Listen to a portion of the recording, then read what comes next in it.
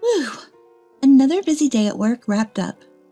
My name is May. I'm currently running 3 companies. Why 3? Well, I lost my parents in a tragic accident right after graduating college. They had been managing one of those companies. I was planning to take over eventually, but I still felt like I had more to learn. Then grief and uncertainty hit me like a ton of bricks. Thankfully, the employees who had known me since I was a child said, "We'll support you, so let's give this our best shot." That gave me the resolve to take over the family business.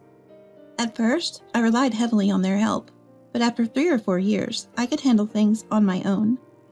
The business took off, and the team grew. I went on to start a second and then a third company, expanding our operations even more. Though work got busier, every day felt fulfilling. The work helped ease the pain of losing my parents, and that's when I met Tom. Tom was a client representative. The moment I met him, I felt this is the man I'll marry. It was pure intuition. We'd only talked business a few times, but I felt that if I could build a trusting relationship with him, we'd make it through anything. He would be someone who valued our friendship and would stand by me. For some reason, I felt that way. I had never been particularly interested in romance, but the moment we met, I got it. Just like some people say you'll know when you've met your spouse, I felt destiny with Tom. From then on, we naturally started going out for meals, dating, and eventually got married. Tom understood my work commitments, and while he often had to travel abroad for his own job, I was fine with it. We called it solo assignments. One day when Tom was back in town and work had slowed down a bit, we went to a family meeting at his parents' place. Tom had lost his dad when he was young and grew up in a single-parent household. I had always imagined he must have had his share of hardships. Sonia, who would be my mother-in-law, welcomed us warmly. That day, we chatted a lot with Tom and Sonia over dinner. For the first time in a while, I felt the atmosphere of a family, and it made me slightly happy. That's when Sonia mentioned she was feeling lonely. After talking it over with Tom, we decided that I would move in with Sonia at the in-laws' house. Tom traveled for work a lot, so I thought that having family around would offer a sense of security. I later realized this was a mistake, but at the time, I was just happy to gain a family. 3 months had passed since the family meeting, and Tom had another overseas business trip. I decided to move into the in-laws' house at the same time. I had talked to Sonia about my job during the family meeting, so I assumed she understood I was busy. "Welcome, May. It's good to have you here. We'll take good care of each other, you, me, and Tom." Sonia greeted me warmly, and I felt a bit relieved. Having someone to call Mom again made me happy for a brief moment. But when Tom left for work, Sonia's smile vanished. She started complaining about trivial things, and it seemed like she was getting more irritable with me. I had a bad feeling, but thought, maybe Sonia is just lonely. One day, swamped with work, I was in a rush to get started. Then Sonia burst into my room. "May, what are you doing? Help me clean." "Sonia, I have work to do now. I'll clean up later," I replied. "No, it has to be now. Hurry up," she shouted. Sonia's expression was different than usual. It was so cold, you wonder if she ever looked like this before. "Fine, let's get it done so I can work," I thought, and helped her clean. It took about 2 hours, but we finished. Finally, I could work. Before I knew it, it was evening. Sonia stormed into my room again. "May, how long are you going to hole up in here?" "Sonia, please wait. I'm in the middle of some important work." "What are you talking about? You're just playing on your computer." "It's not play, it's called remote work," I tried to explain.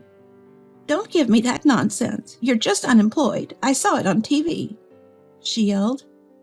Even though she had nodded along when I talked about my work at the first family meeting, I was at a loss.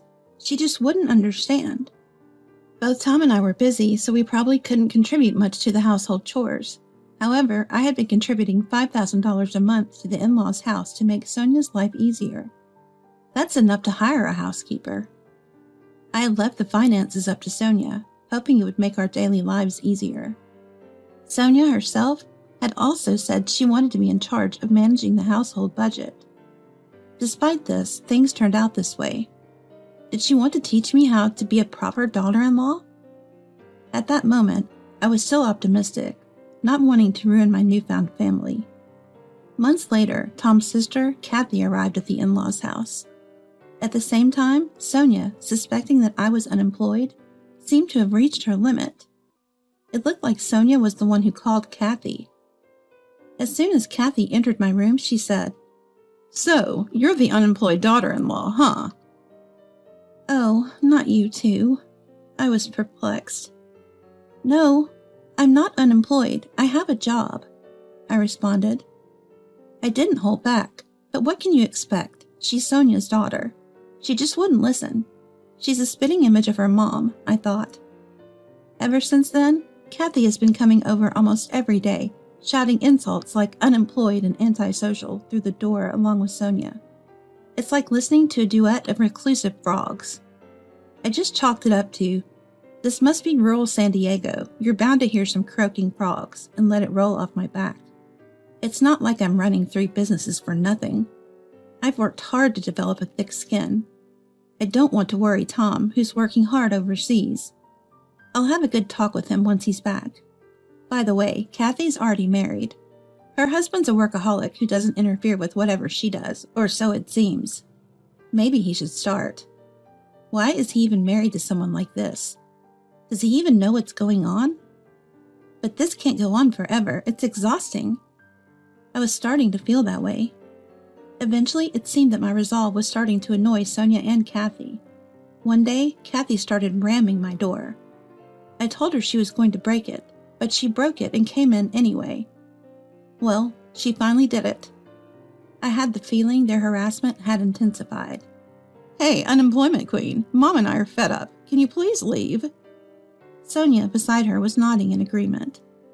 When I asked what she meant by leave, she said, "You barely help around the house and just stay in your room being antisocial. You're just in the way. Mom and I, her favorite, want to live here together. And Tom's okay with it," she added. Sonia, maybe feeling emboldened, said, "I'd be happier that way." I found out they'd been bad-mouthing me to the whole family.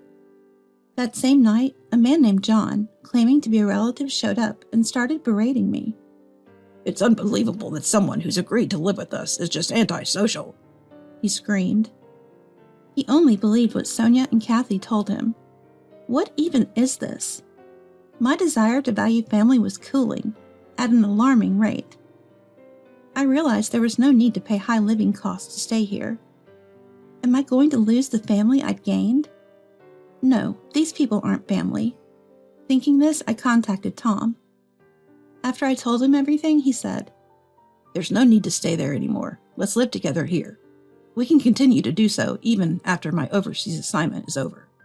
So I immediately started the handover process at work and began packing. I couldn't wait to leave this house. The next day, I left without a word. No regrets. I couldn't care less if they struggle without me. Think about your own situation. That's what I thought to myself. 3 days later, I was overseas with Tom. At first, I was a bit overwhelmed by my new environment, but I gradually got used to it and began enjoying myself. About 3 months after leaving, I got a message from Sonia. She's finally caught on, huh? Maybe they contacted Tom, but they seemed really angry this time. Sonia was blocked on my phone, so when they called me, it was easy to guess why. As soon as I answered, they jumped in. "Hey, May, where's the money you're supposed to send? We thought you were just hiding away, but then you leave the house without a word. We don't need a daughter-in-law like you. Divorce Tom. Give Tom back to us." "Yeah, Mom's right. We don't need an unemployed daughter-in-law who doesn't contribute." They were both yelling at me over the phone. "I won't follow you anymore," I said and hung up. That's when I made up my mind. I'll expose everything, and I'll name names. Tom and I decided to go live on social media. I got contact info for Sonia, Kathy, and our relative John from Tom. Attached the livestream URL and sent. We're going live to tell you all the truth. Felt like a YouTuber for a moment. Once we confirmed everyone had tuned in, we started the stream. Facing the camera, Tom and I began to speak. I know this is sudden, but we want to share what Sonia and Kathy have been doing to me. I run 3 companies, but currently work remotely. I often travel overseas for work, and since May works remotely, she hasn't been able to help around the house. To ease the burden on Mom, May has been contributing about $5,000 a month to the household. The chat started buzzing at the mention of $5,000. Yet Mom and my sister took that money to splurge and hurled abuse at May. I showed evidence of the money transfers to corroborate Tom's explanation. That's the whole truth. We've tried explaining to Sonia and Kathy, but they wouldn't listen. They even told me to divorce Tom. This is the reality. We're ending the live stream now. We then ended the stream. I heard later that a massive brawl broke out at the in-laws' house after the stream. Quite a tragic scene, apparently. Sonia and others had been borrowing money from relatives because what I gave wasn't enough. Relatives who got mad. Hearing my story were making a fuss, demanding repayment. After a while, Sonia and Kathy, who were struggling with repayments, reached out for money. I flatly refused. Their audacity to ask for money under these circumstances made me marvel at their resilience. I was beyond baffled. I was impressed. I then blocked their numbers. After that, life went smoothly. Tom's overseas assignment ended, and he came back to the U.S., and we resumed our life together. Living in the States again after a long time, it's stress-free and comfortable. Work was progressing better than expected. When I returned, I gave all my employees gifts and treated them to a high-end restaurant. Everyone seemed genuinely happy at work. It motivated me to work even harder. I then heard from John and the other relatives who had yelled at me before. They wanted to apologize and were interested in doing business with my company. I was hesitant, but realized some relatives had valuable business connections and good business propositions. So, considering the future of my company and my staff, I decided to keep relations amicable as long as they weren't hostile. And guess what? I discovered I was pregnant. I expect the challenges of first-time parenting to be tough, but I'm determined to do my best. Fortunately, there are experienced moms among my employees. They said, "Feel free to reach out anytime if you need advice." It's incredibly reassuring. Tom's also eagerly waiting for the baby. There were tough times since our marriage, moments filled with doubt, but surrounded now by people I trust and love, including my amazing husband. I realize how blessed I am. I know that, whatever comes our way, as long as I'm with Tom, we'll get through it. I hope our upcoming baby is also blessed with love and support. I often find myself rubbing my belly and saying, "Don't worry, you've got Dad and Mom looking out for you."